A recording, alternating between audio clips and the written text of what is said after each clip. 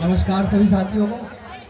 मैं जनीत दल का महासचिव आप सब लोगों से अपील करना चाहता हूं कि इस बार केजरीवाल को नहीं, मनोज तिवारी जी को आप सब लोगों को समर्थन करना है और 400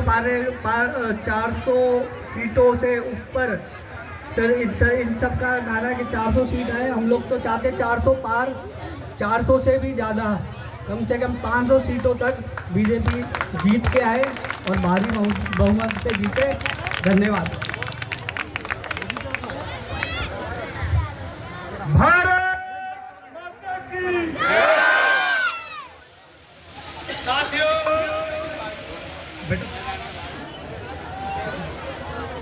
जिनका हम बहुत ही बेसब्री से इंतजार यहाँ कर रहे हैं, हम सबकी दिलों की धड़कन हमारे आदरणीय श्री मनोज तिवारी जी।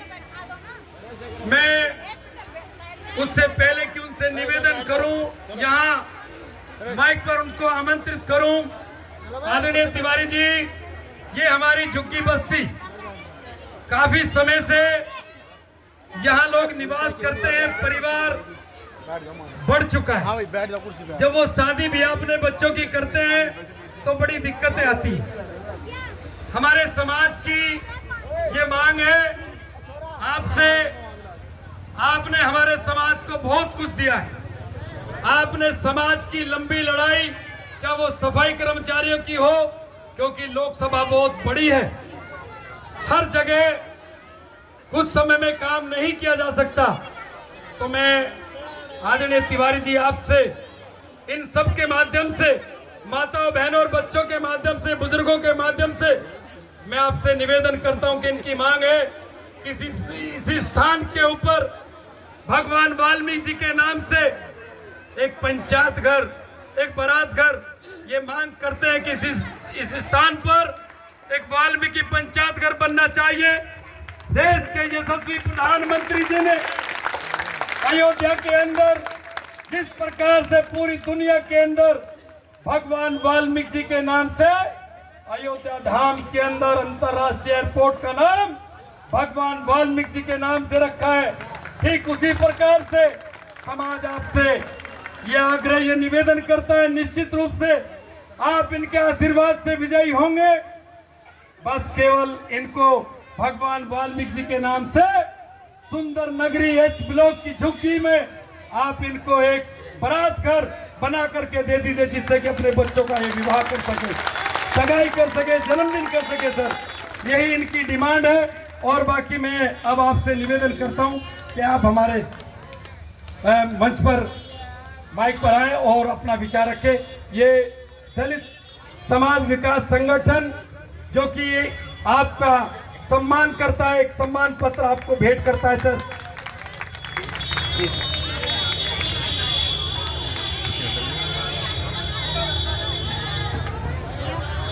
एक बार प्रेम से बोलिए, भारत माता की,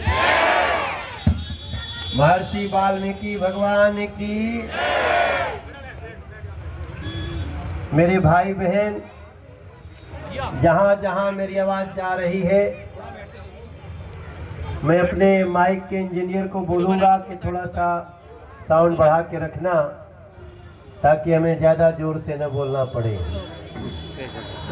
काहे कि ज़्यादा जोर से बोलने से आवाज़ बैठ जाती है और अभी बहुत दिन तक बोलना है। मैं आप मीडिया के साथियों से चाहूँगा कि भैया आप लोग थोड़ा सा ऐसा हो जाए कि हम बहनों को देख सकें। हम बाद में आपसे बात करेंगे। और ये बहन ठीक खड़ी है, आप तो, आपका कोई डिस्टर्बेंस नहीं था। ऐसा खड़े हो जाओ कि बस खाली हमारी बहनों का चेहरा न ढके, या तो आप थोड़ा सा दाहिने आ जाएंगे। भैया आप भी, भैया आप भी। हाँ, देखो, मेरा सौभाग्य है कि आज मैं आपके बीच ये सीमापुरी के इस बस्ती के लोगों से मिलने आया हूं, और मुझे ये देखकर बहुत खुशी हो रही है कि आप सब काफी संख्या में यहाँ पे हैं। मेरे भाई बहन, आज हमारे मंच पे जिला के अध्यक्ष मनोज त्यागी जी भी हैं और हमारे भाई करमवीर चंदेल जी जो यहाँ से विधानसभा का चुनाव भी लड़े। आप लोगों ने उनको भले नहीं जिताया, लेकिन जितना भी वोट दिया सब हम संभाल के रखे हुए हैं। यहाँ पे हमारे प्रवीण गहलोत जी भी बैठे हैं, वीर सिंह नटवाल जी भी बैठे हैं और हमारे एससी मोर्चा के अध्यक्ष वीरेंद्र कुमार जी भी बैठे हैं, दुर्गा प्रसाद शास्त्री जी बैठे हैं, हमारी एक बहन, ये पद क्या पद है, इस डॉली जी का पद क्या है? अच्छा, समाज संगठन में है। ये तो और भी अच्छी बात है, ताली बजा के स्वागत करो। समाज संगठन की डॉली जी हमारे मंच पे हैं, मैं आपका बहुत स्वागत करता हूं। और वीरू भाई का पद क्या है? अच्छा, अभी समाज संगठन में है। ये बहुत बड़ा पद होता है। मैं थोड़ा आगे खड़ा हो जाऊं, यहाँ से जरा बढ़िया से दिखूंगा। तो जो समाज संगठन में है वो तो बहुत बड़ा पद है। और हमारे भाई जयप्रकाश वर्मा जी भी यहाँ बाईं तरफ खड़े हैं और मेरे एक और भैया पुरुषोत्तम जी वो भी यहाँ पे बैठे हैं और मीडिया के बहुत सारे साथी हैं। हमारे प्रवेश शर्मा जी जो पूरे लोकसभा के सह प्रभारी हैं वो भी अभी बैठे थे, लेकिन वो गाड़ी में जाके बैठ गए हैं क्योंकि कुर्सी थोड़ा कम है। तो कोई बात नहीं, लेकिन प्रवेश शर्मा जी अगर आप मेरी आवाज सुन रहे हैं तो आप मंच पे आ जाइए क्योंकि कुर्सी खाली है। आप आओ, आप तो गार्जियन हैं, हाँ आके बैठ जाना। वो रोज सवेरे हमको 7 बजे जगाते हैं और 2 बजे कहते हैं अब तुम सो सकते हो, फिर हम 7 बजे आएंगे। बताओ कितना बड़ा काम।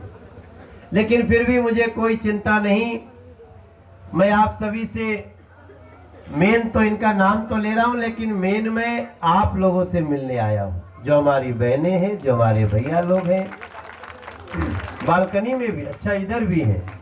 नमस्ते नमस्ते, आप सब लोगों को भी मेरा यहाँ से नमस्कार। और मेरा तो एक ही प्रार्थना है, फिर एक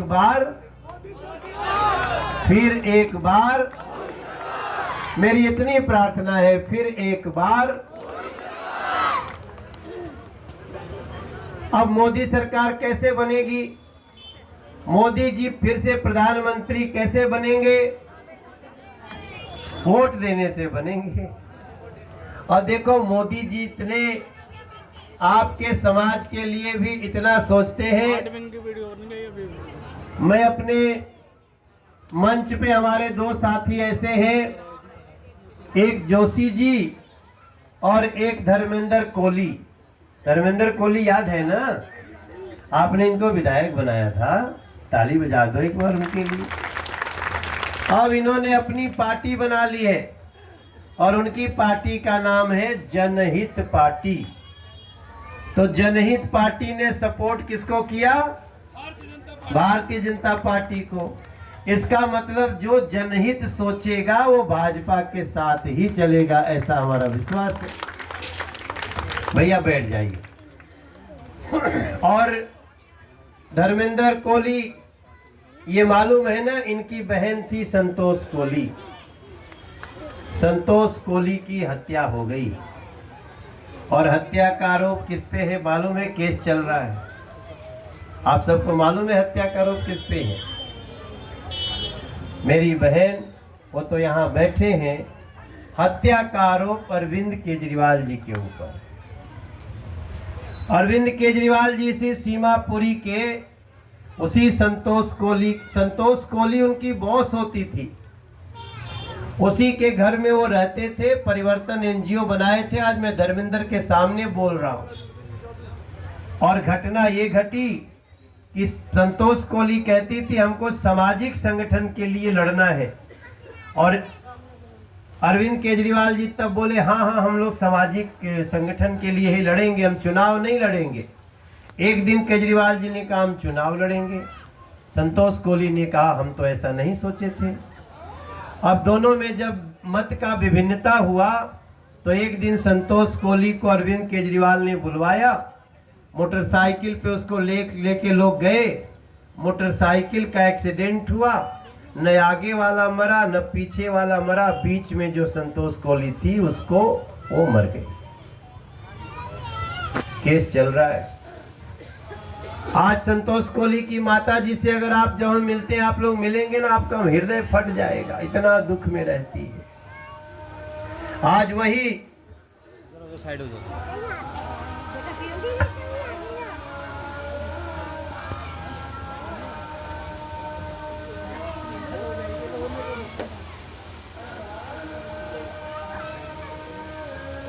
आज वही संतोष कोहली के भाई धर्मेंद्र कोहली भले जनहित पार्टी बनाए हैं, लेकिन उन्होंने भाजपा को सपोर्ट किया। ये देखो कितनी अच्छी बात है, आप लोग भी इनका स्वागत करिए। देखिए जी, 25 मई को चुनाव है और 25 मई के चुनाव में ये मुख्यमंत्री का चुनाव नहीं है, ये पार्षद का चुनाव नहीं है, ये चुनाव है कि देश का प्रधानमंत्री कौन बनेगा। नरेंद्र मोदी, मनोज तिवारी। अब मैं इस यहाँ उपस्थित अपने सभी भाई बहन से प्रार्थना करूंगा कि आप 25 मई को कमल का बटन दबाकर मनोज तिवारी को जिताइएगा तो नरेंद्र मोदी जी देश के प्रधानमंत्री फिर से बन जाएंगे। माने मनोज तिवारी स्विच है, पंखा के स्विच होता है ना, तो स्विच दबाने से पंखा चलता है कि पंखवा हिलाने से चलेगा? स्विच दबाने से चलेगा।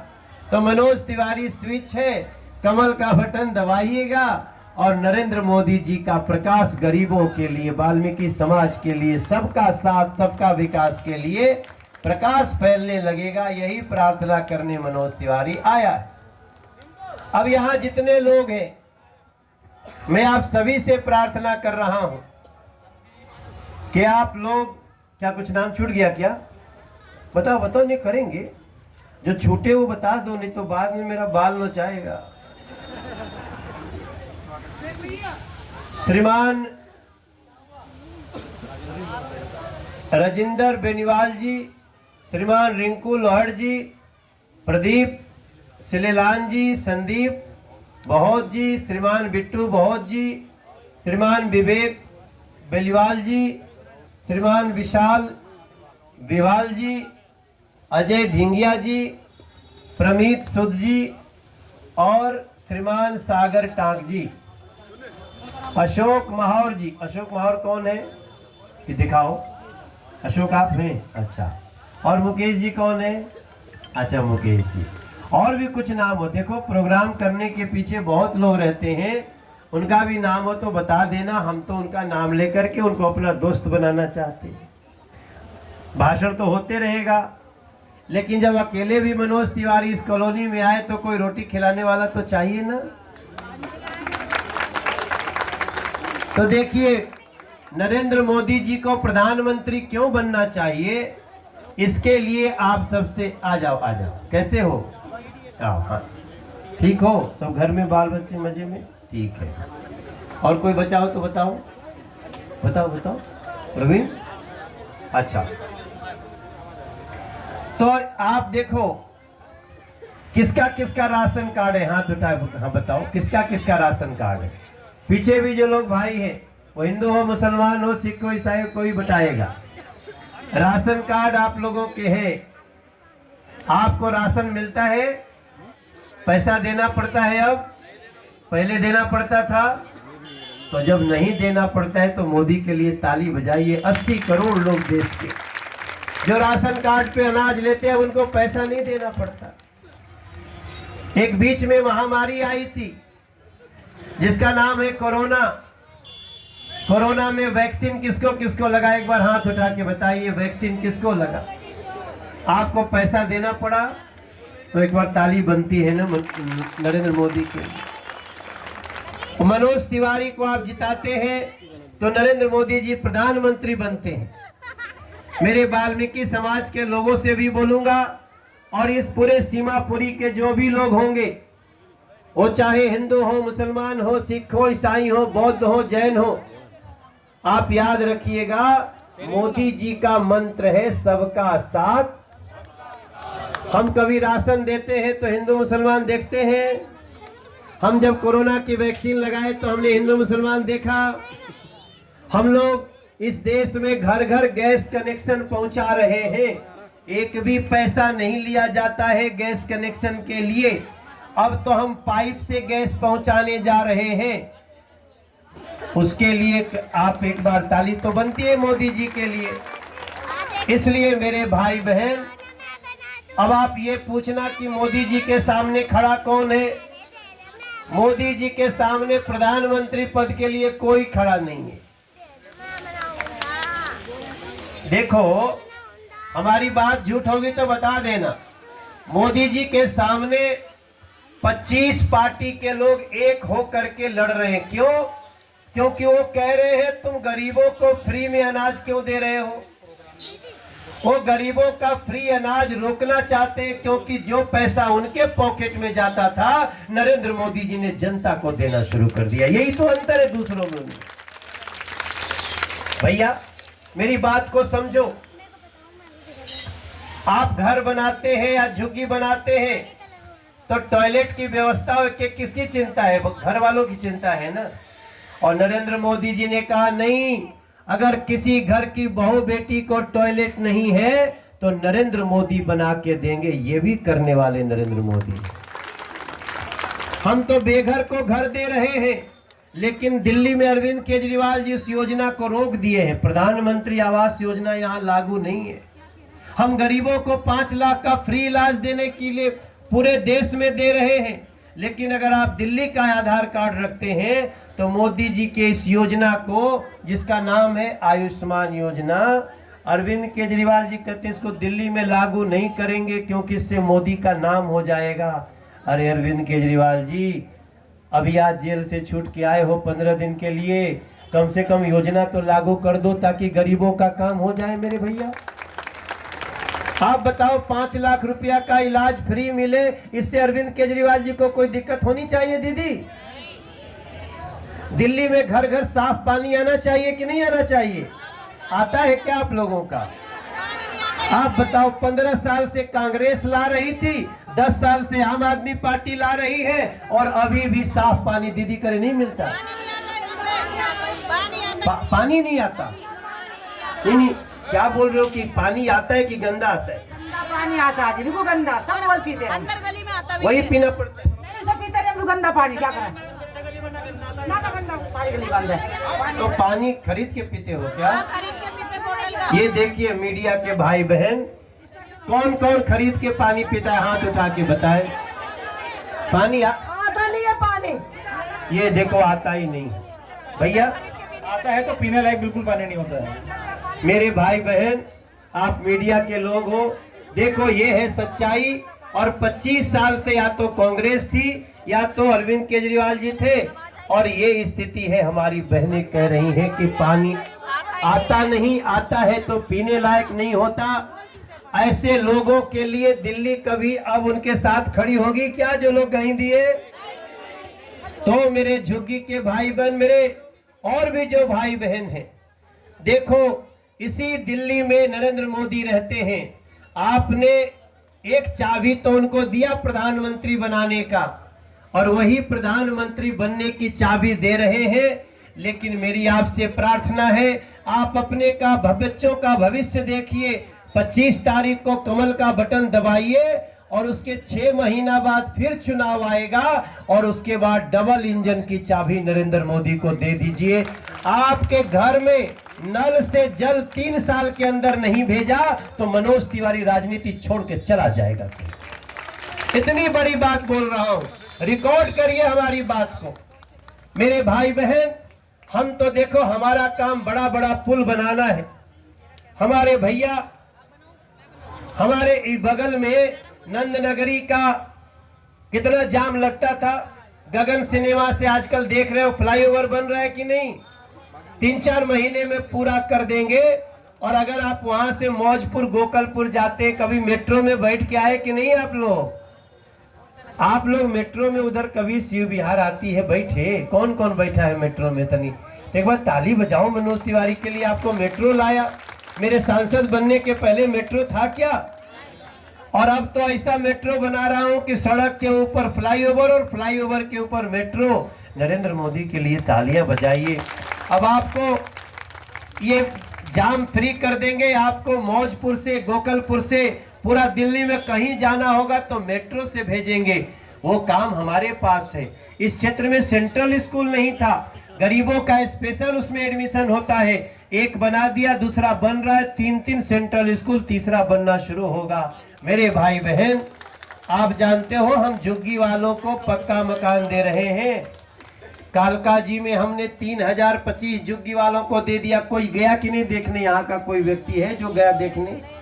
नहीं देखने। आप गए थे? इधर आओ, इधर भैया, इधर आओ। कहाँ बस? हाँ ठीक है, इधर आओ, इधर आओ भैया। आपका नाम क्या है भैया? राजेंद्र कल्याणी। राजेंद्र जी, आप वहाँ गए थे? देखो, इसलिए पूछना चाहता हूँ, मोदी जी ने 3025 झुग्गी वालों को फ्लैट दिया है, जिसमें नल से जल आता है, गैस कनेक्शन पाइप से आता है, बिजली की पूरी व्यवस्था है और पानी कभी भी गंदा नहीं आ सकता। ये भैया बोल रहे, हम देखें, आप बताओ क्या देखें? बस साला रहता वहाँ पे। जी जी, उसमें घर मिल गया? हाँ जी, घर मिला हुआ उसको। ताली बजाओ भैया। राजेंद्र जी, आपका बस इतना कहना बहुत है। हम वैसा ही घर दिल्ली के हर झुग्गी में रहने वालों को देना चाहते हैं, लेकिन बीच में उसमें कई बार हमारे अरविंद केजरीवाल जी रोड़ा बन के खड़े हो जाते हैं। उन्होंने गरीबों का कल्याण करने की नहीं सोची, इसीलिए अब चुनाव से भाग गए हैं।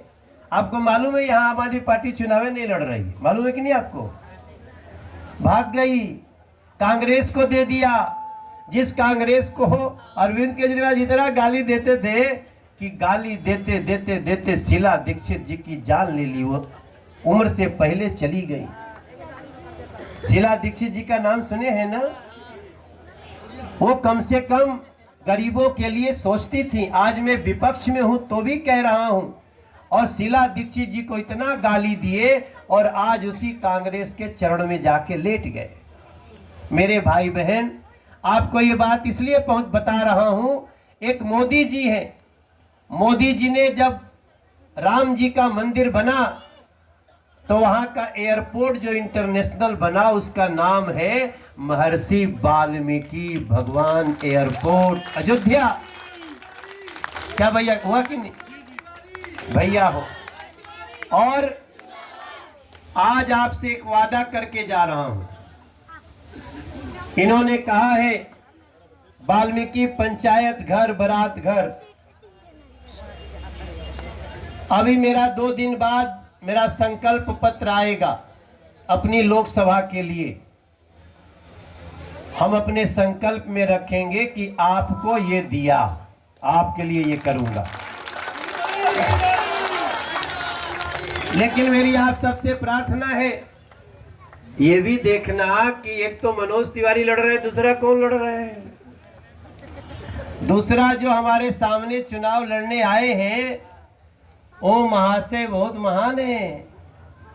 उनका पूछोगे कि उनका क्या परिचय है, तो वो इस देश में घर घर से आतंकवादी निकालने के लिए काम करते हैं। वो कहते हैं हम घर घर से आतंकवादी निकालेंगे, तुम कितना आतंकवादी मारोगे? मेरे सीमापुरी के भाई बहन, जब आप 25 मई को वोट देने जाइएगा तो कांग्रेस के लोगों से पूछिएगा कि क्या आपको एक भी ऐसा व्यक्ति नहीं मिला था जो कम से कम देश के गरीबों का सम्मान करता हो, जो देश के लोगों को, आप सभी को ये पूछने का हक होना चाहिए। लेकिन मैं आप सबसे दोनों हाथ जोड़ करके प्रार्थना करते हुए कि ये चुनाव में 25 मई को मनोज को इसलिए भी वोट दीजिएगा मोदी जी के लिए कि हम आपके लिए हमेशा खड़े रहते हैं। आप जब भी पुकारते हैं खड़े रहते हैं। याद है इसी जगह हम एक बार एक एनजीओ को लेकर के आए थे, पीछे ही इधर कहीं एक टेंट लगा था, तब हम आप लोगों के लिए सिलाई मशीन, कढ़ाई मशीन क्यों करते हैं। अभी तो मोदी जी ने कहा है कि अब तो जो भी बुजुर्ग 70 साल का होगा, वो किसी जाति धर्म का हो, वो गरीब हो या गरीबी के ऊपर हो, मध्यम वर्गीय हो, उसको अब 70 साल के प्लस लोगों को अगर बीमारी हुई तो इलाज कराने की 5 लाख रुपया की जिम्मेदारी नरेंद्र मोदी की रहेगी। अब हमारे आपके बच्चे अगर इंटरमीडिएट पढ़ के काम करना चाहेंगे तो हम उनको 20 लाख रुपया देंगे, कहेंगे अपना काम करो और अपना काम करके कमा लेना, तो 20 लाख रुपया सरकार को दे देना। इन सारे वादों के साथ, इन सारी बातों के साथ ये भी याद रखिएगा, अब देश में आतंकवादी नहीं दिखते हैं, ये ऐसे नहीं होता है। इसके लिए प्रधानमंत्री का मजबूत होना जरूरी है। तो हे मेरे झुग्गी में रहने वाले भाई बहन, हम अगले 5 साल में आप हमको फिर से सांसद बनाएंगे, हम आपके बीच में आएंगे, बैठेंगे और ये बारात घर और वाल्मीकि पंचायत घर ये तो करना ही है, इसके अलावा भी कुछ बात मिल बैठ के करेंगे और जो आपका अनुसार होगा उसको हम आगे बढ़ाएंगे। ये आपसे हम वादा करते हुए, ये आपको विश्वास दिलाते हुए मैं आज अपनी वाणी को विराम देता हूं। आप सब इतनी संख्या में आए और जो भी बाहर से भी लोग आए हैं, सीमापुरी के अलग अलग इलाकों से, आप भी याद रखना मनोज तिवारी आपका भाई है, मोदी की परछाई है। मनोज तिवारी आपका भाई है और मोदी की, आपका हर एक दुख, हर एक बात नरेंद्र मोदी जी तक पहुंचाना और आपको सुविधा देकर के ले आना, इसके लिए लगातार लगा था, लगा हूं और लगा रहूंगा। दोनों हाथ उठा के बोलिए भारत माता की। इससे ज्यादा कुछ कहना नहीं चाहता, आप लोग खुद ही समझदार हो, आपको पता है मनोज तिवारी इससे आगे क्या कहेगा। तो आप सब अपना हमें प्यारा आशीर्वाद देंगे ना। कोई कितना भी आए, इधर उधर की बात करे, कुछ नहीं, कमल का बटन दबाइए और इस देश के गरीबों के जीवन को अच्छा बनाइए। वाल्मीकि समाज के लोगों के साथ साथ सभी से मेरी यही प्रार्थना है। आप सबको बहुत बहुत धन्यवाद।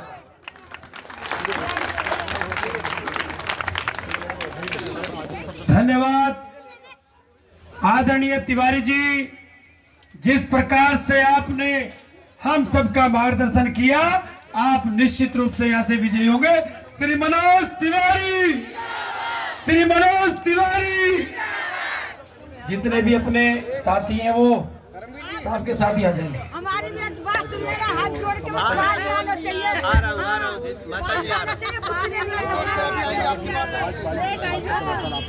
हाथ जोड़ के वोट आपको मिलेगी। देखिए वाल्मीकि समाज है, बहुत जागृत समाज है और हमें हर समाज का समर्थन मिल रहा है। कोई ऐसा समाज नहीं है जो कि हमें समर्थन न दे रहा हो। अभी मैं रास्ते में आ रहा था तो एक मुस्लिम परिवार स्कूटी से जा रहा था और हमारी गाड़ी का शीशा ठोक के दिखाया, आगे देखो क्या लिखा है, और मनोज तिवारी का स्टिकर सटाए हुए बाइक से जा रहे हैं। तो सबका समर्थन है।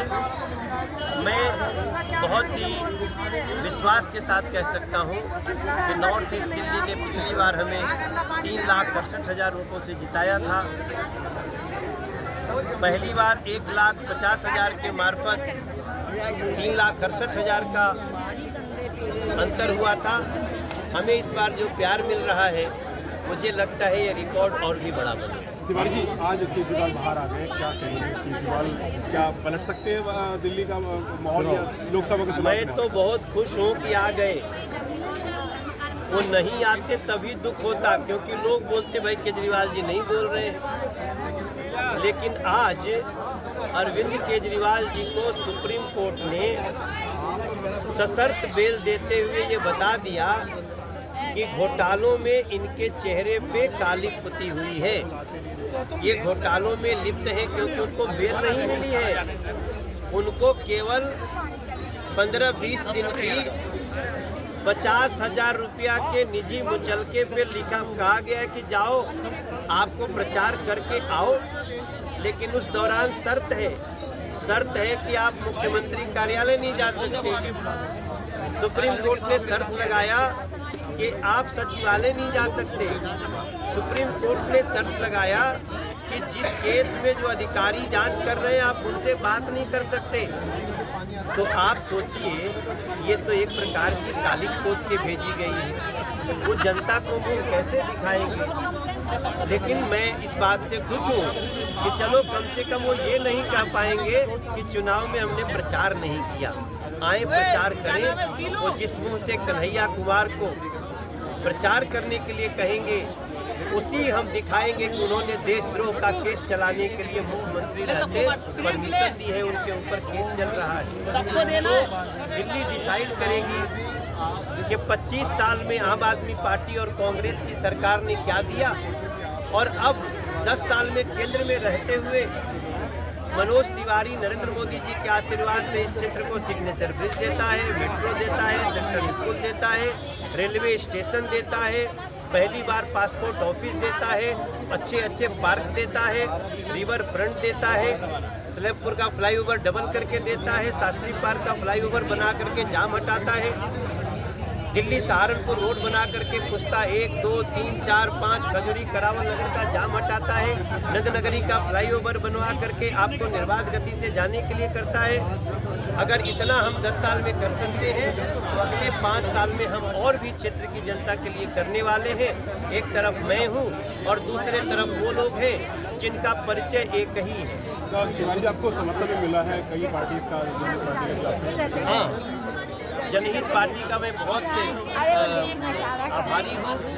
हमारे आदरणीय जोशी जी जो जनहित पार्टी के राष्ट्रीय अध्यक्ष हैं और यहाँ के पूर्व विधायक धर्मेंद्र कोहली, आप किस पद पे हैं आपकी पार्टी में, राष्ट्रीय महासचिव हैं, उन लोगों ने भारतीय जनता पार्टी को समर्थन दिया है और वो जगह जगह घूम के प्रचार भी कर रहे हैं। हम जनहित पार्टी का बहुत धन्यवाद करते हैं क्योंकि इनका विश्वास है कि जो जनहित की बात सोचेगा वो भारतीय जनता पार्टी के साथ खुल कर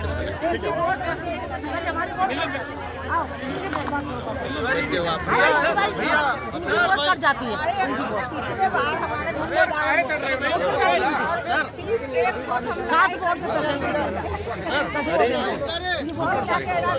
इस साल है कि नहीं वोट? सर, कुछ जो कार्यकर्ता आपसे मिलना चाहते हैं, उन्होंने ये कार्य किया है आपके लिए। नहीं, करमवीर बुला रहे आप लोग ना देखो, जैसे माता जी कह रही हैं, हम आपके पास अपनी टीम भेजेंगे, अभी जांच करेंगे,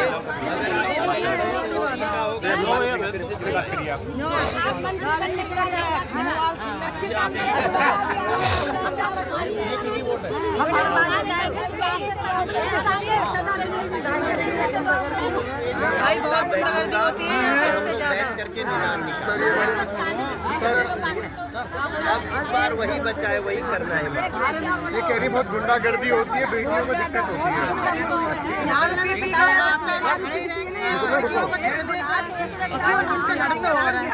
दारू पीती करके यहाँ तक में सामाजिक तत्व आते हैं कि यही बराबर में। चलो बोलो भाई, बताओ कि मैं मीटिंग करता हूँ। मनीष थोड़ा सा समय लगाइए यहाँ और इसके रूप में जाते हैं। ठीक है अच्छा माता जी, बहन जी, मुझे कोई एक नंबर दे दो या कोई मेरा नंबर ले लो। भैया पुलिस वाले भी कुछ नहीं कहते।